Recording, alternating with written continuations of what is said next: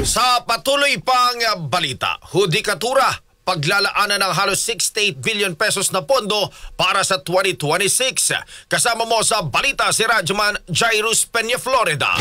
RMN Live Report.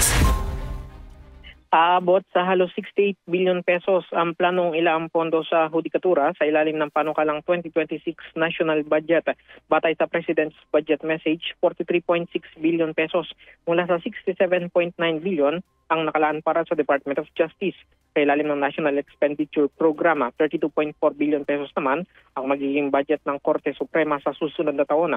1.6 billion sa Court of Appeals, 710 million pesos sa Sandigan Bayan at 306 million sa Court of Tax Appeals. May dagdag naman na 5.2 billion para sa modernisasyon at mas transparent na proseso ng Korte, habang 2.7 billion pesos para sa konstruksyon, pag-ayos at pagpapagawa ng mga Hall of Justice sa buong bansa, kasama ng bagong Manila Hall of Justice.